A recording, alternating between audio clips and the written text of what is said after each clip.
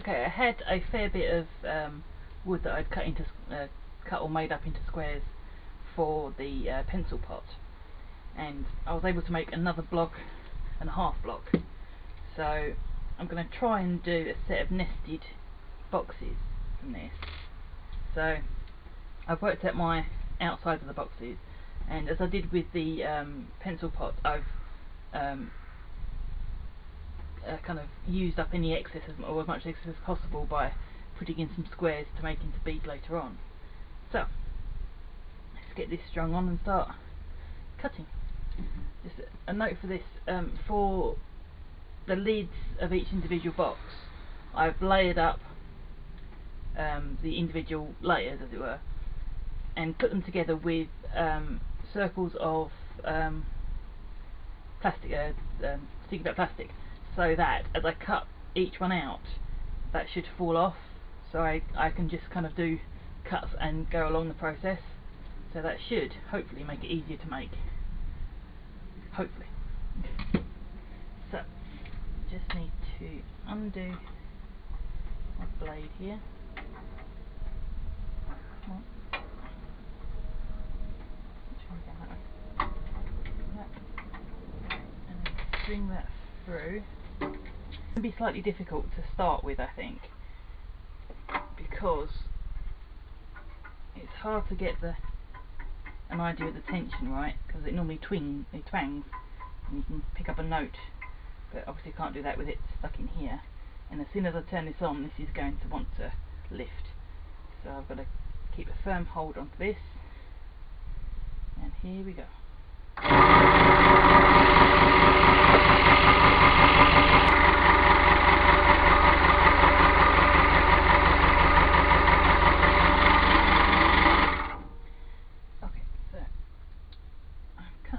These essential bits, which will be nice beads later on. Now I'm going to start working around the circle. It's going to be interesting. I can feel this top layer of veneer is not as solid as I would like. So, we shall see. Okay, so I've cut all my rings, but there is some serious glue failure, and some of this glue is still wet, which is odd. So I'm going to have to do some remedial gluing, which I kind of expected, but you know, I didn't really want to be doing it, but oh well, never mind. Okay, and I've got a small cup of beady bits. So these will be suffering from the same kind of weakness as the others, but it's a small thing that I can just add to the other ones from the previous box and just continue to build on. So, on to lids and bottoms and things. So, I'm slightly dubious because this is a newer block than the other one, but we shall see what happens. Okay, this time I'm not taking off beads from this, because there are layers of 3 or 4 veneers which aren't really enough to warrant doing that. So yeah, more cutting. So, okay, so I've done all of my cutting here, and each of these has got a main body piece and kind of the offcuts from the smaller bits, plus a bottom and a top.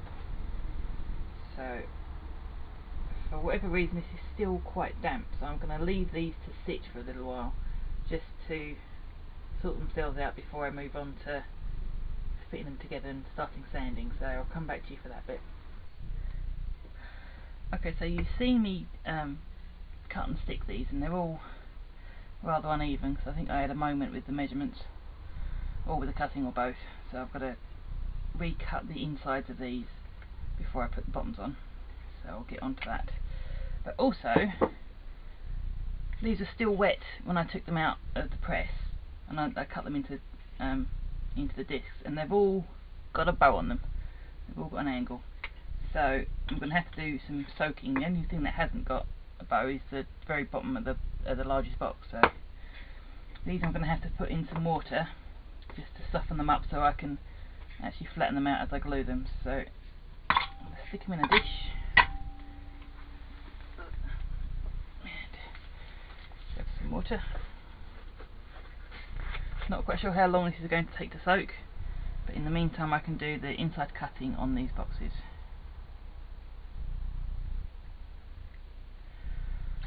So I obviously want them to sit down a bit, or stay down at least. So just grab something heavyish.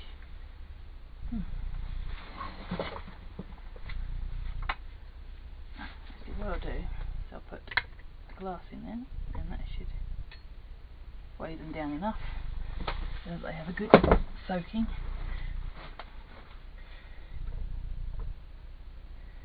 So I'll come back to those in, I don't know, an hour or so, just to see if they're softened up. So now I've got to start cutting the inside edges of these. The smaller one's not too bad. There's a definite ledge in that one and a very definite ledge on that one. So let's just change the angle. Okay, and this white surface is old pillowcase that I've just opened out and stuck down to the table because I'm sick and tired of trying to clear the dust out of all the stuff I've got on the side of the table here, so doing it that way. So it just covers everything. Okay, so I've stuck on the bottom of the larger box because that one didn't bow any. So that's just sitting there waiting for the glue to do its thing. So these have been in my little pot here for just over an hour. They seem to have levelled out, so time to move on to the next section. So I'm taking out the two pieces for the middle box. I'm going to press them quite dry, so they don't need to be wet for this. And I'm not sure how this glue will react to damp, very damp stuff. It's not like the other type of Gorilla Glue which relies on water to make it react. So this is a standard wood glue, so I'm not sure if it's just like PVA but better, but or not. So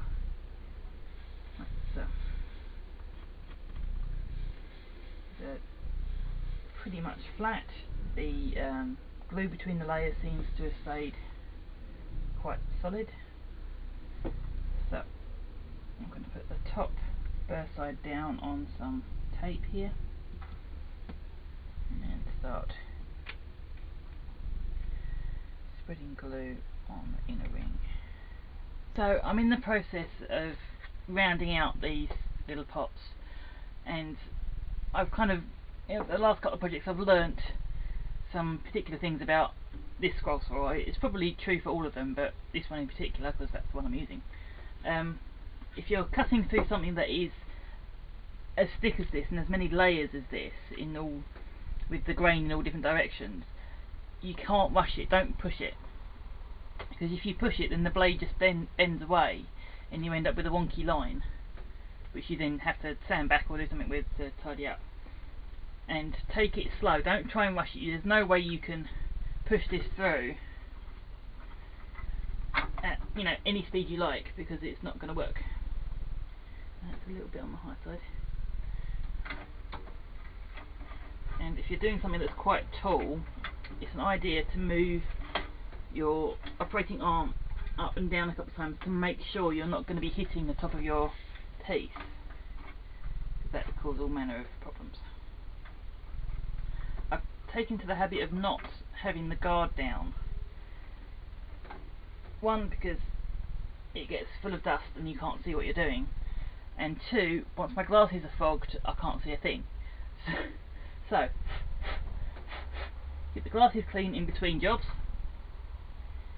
Make sure your vent is on, because particularly with something like this, the blade just goes down the side, it gets stuck in, and there's no other way for the sawdust to come out unless you really get the blower in there.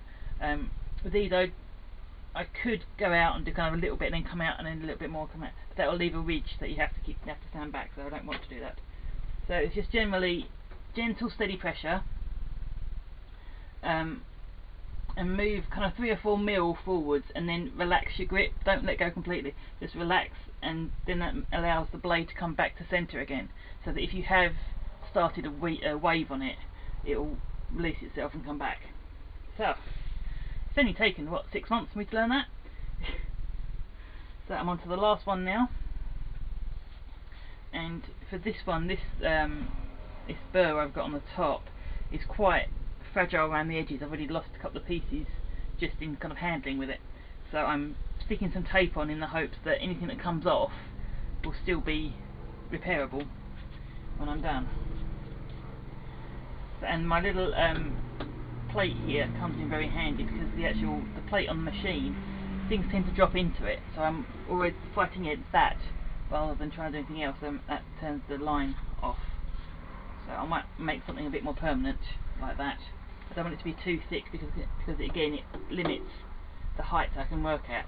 This is supposed to be a 2-inch height, and this is just under 2 inches, so I'm working at the maximum height, which is probably not ideal, but it's what I've got. So here we go.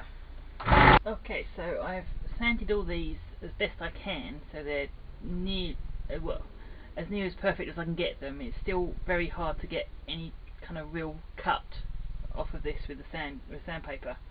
So there are they're bumps rather than ridges now, so they're smoothed out to some degree. So now I'm going to finish the outsides before I open them up and actually work on the inside. So back to the old paste wax, and as usual I'm going to be quite liberal with this.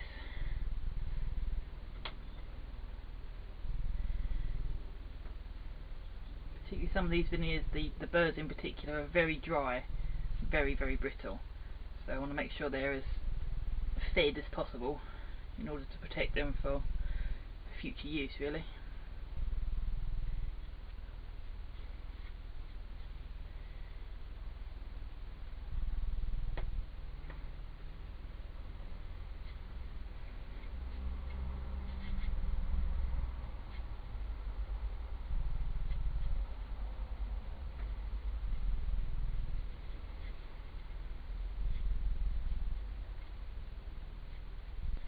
Okay, so I've split my boxes and I've taken off 1 or 2 layers, whatever kind of chipped away as I was splitting. So that's that done, and a small repair on that one. So in this baking tray I've got some pieces of veneer. I made a small error. I put them in there and then put the water straight from the kettle in the kitchen, and then had to walk it all the way down the garden, which was probably not the best idea, so future reference. Hot water comes down before it goes in. So I'm going to use this veneer as a liner to go inside the box. So I've cut these to fit the height of the box. That's the wrong one. And they've been sitting in this water for, well, since it was hot, and it's pretty much cold now, so more than an hour.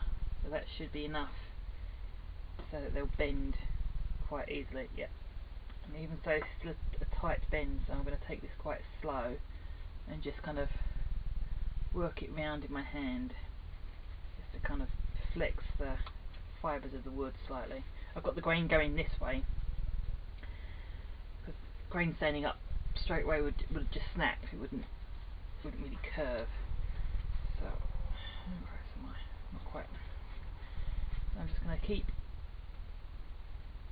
flexing until I've kind of released the grain slightly, so it stops fighting me when I bend it around. I think that's about right. Okay. So these are slightly longer than required, but they've got the depth. So a little bit more. So I'm just probably should have done it when the water was still hot, or at least kept the water hot for longer. It might have made it a little easier to work. So coming round quite tight so I can get it into the box, and then pulling it out so that it fills the space. Okay, so I have glued my liners into place. It's been set for a couple of hours just to set.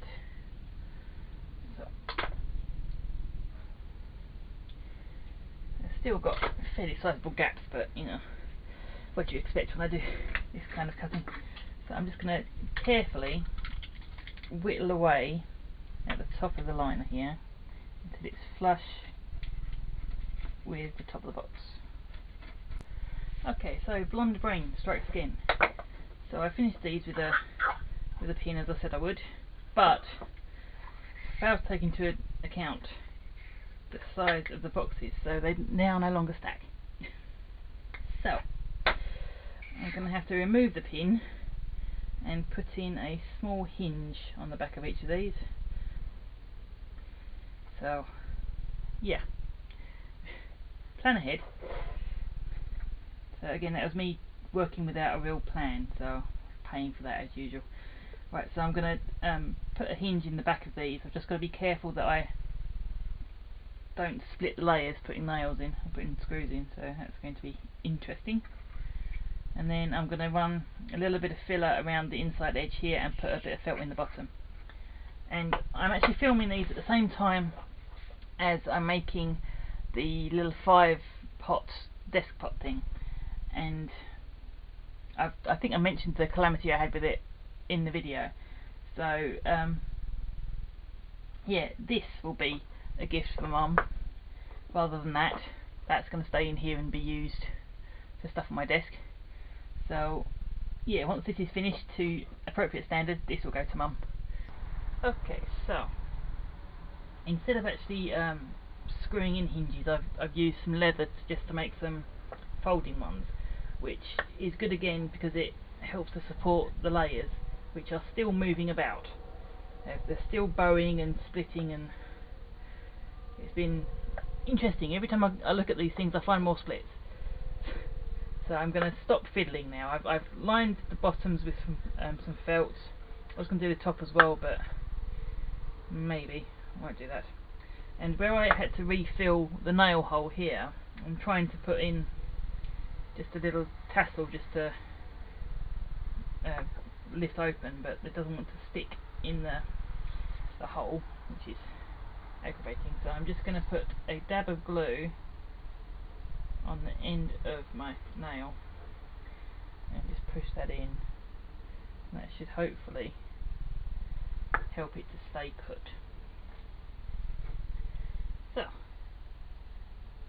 all in all, this project is about as bad as the other one, really. It being very unstable and very inelegant. It's all bowing and doing all sorts of things. It's been a learning experience, and I kind of knew that using this much veneer in any kind of project was going to be fraught with disaster. So it's not a waste, it's a learning experience, and I think Mum will appreciate the work that's gone into this. Anyway, so I'm going to sneak those into a handbag and see what happens. And something that's also happened with these is they still don't fit. I worked it out by layers, by the number of layers in each individual pot, and they should fit together quite snugly, but they don't. So I'm not quite sure where I went wrong, but they're still a nice set of stacking boxes, if not nesting.